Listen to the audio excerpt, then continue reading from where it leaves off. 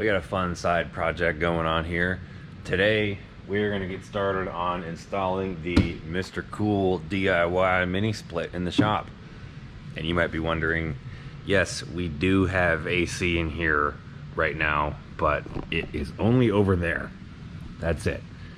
Not over here, which is the bigger part. That unit is a 100K unit, and it does keep all of this cool, but when it's really hot outside, it just gets warmer all day progressively until the sun starts to go down. Then it can start cooling off, and then it's got to run pretty much continuously all night to get the temp in here back down, because you know, in the dog days of summer like July, August here in North Carolina, when we had a couple week stretch where seemed like it was 90 something every day.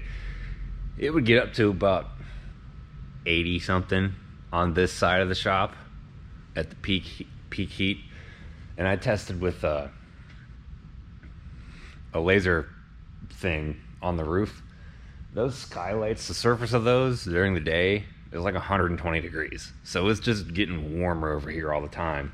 And we got to have a fan running over there to blow the cool over here. So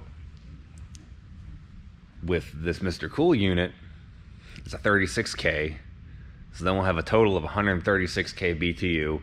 We'll have it over here, and that should be enough to better handle this side of the shop when it's really hot, because it'll kind of like turbocharge that one. That one's doing all the heavy lifting, and it's providing the smaller one with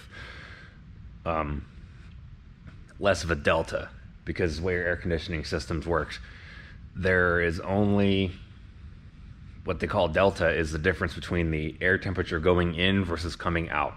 And from what I could see with the infrared gun on that one, is the delta is about 20 degrees.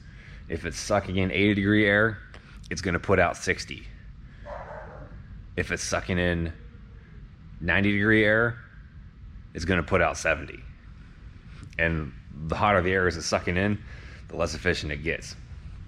But if it's sucking in 70 degree air, then it's gonna be putting out 50, and then it's actually cool in here. So if we got it to be 75 or so in here without the Mr. Cool going, if it's sucking in 75, it's gonna be putting out some cold air, and that's what we want. On top of that, it has a heat pump too, which would be great because it doesn't get super duper cold in here. I mean, I'm used to working in Pennsylvania where it's like legitimately cold. The sun will keep the building decent, but last winter, our first winter in here, it got to be probably like 50 or upper 40s.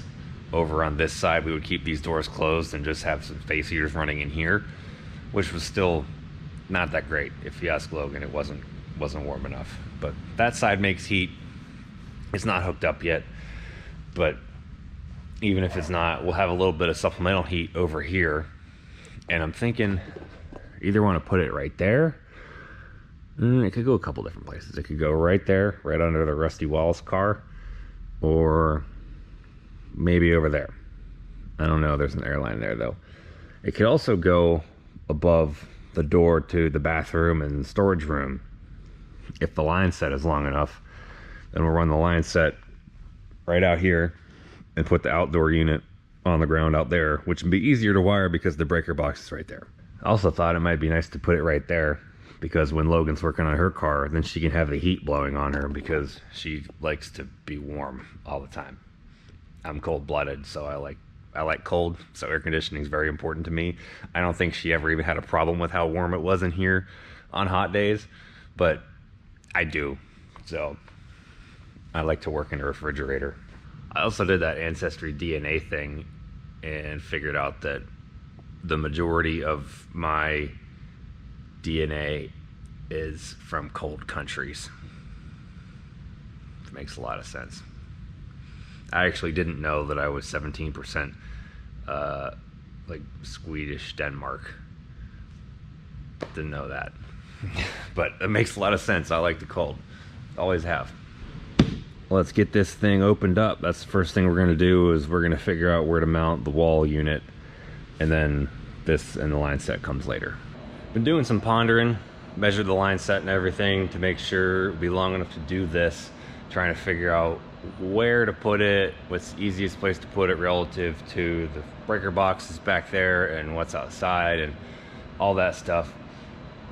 And I also take into account that the outdoor part of the unit for the other one is on the other side of this wall, and it's in direct sunlight most of the day, which means it gets hot. But back here is shaded, so if we put the unit back there, it's going to be better because it's not in the direct sun on, like, you know, when it's 100 degrees outside next summer. So I think thinking out of the box here, we got to get the line outside, still have it drain, all that stuff. So I'm thinking right there is the best place to put it.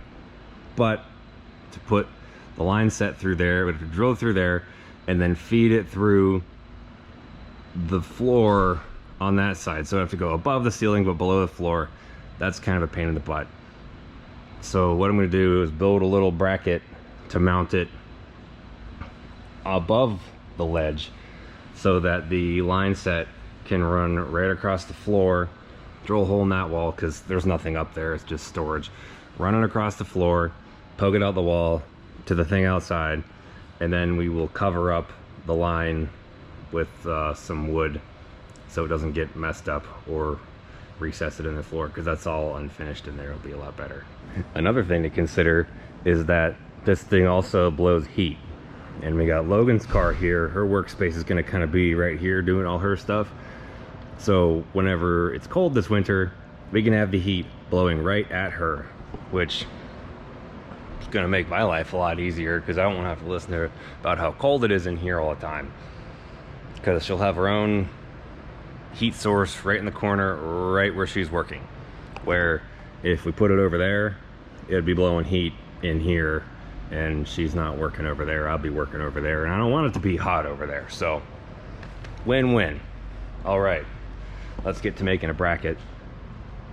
I took the mounting plate off the back, but it also got this template here, which if you were doing it on the wall, you would put this up there and then just poke some holes where you screwed in to mark your holes, and your pipe hole relative to that if you were just going to poke it outside the wall.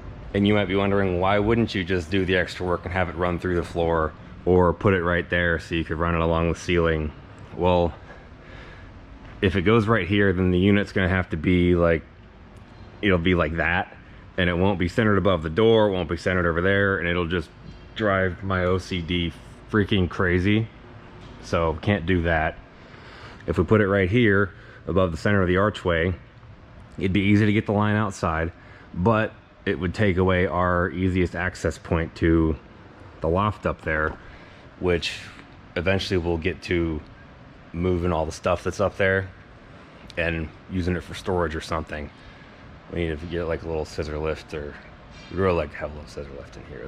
That's the goal. Then we can take stuff and put it up there and free up a lot of space in here. But so we're thinking ahead, but we don't have to worry about on the other side of that.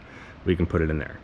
You know, if we really need to, we can saw out the floor to put the line in and cover it back up. Or down the road from now, it'll be very easy to move that somewhere else if we need to. Well, don't ask me how I did it, but I got it up there. You like my mounts?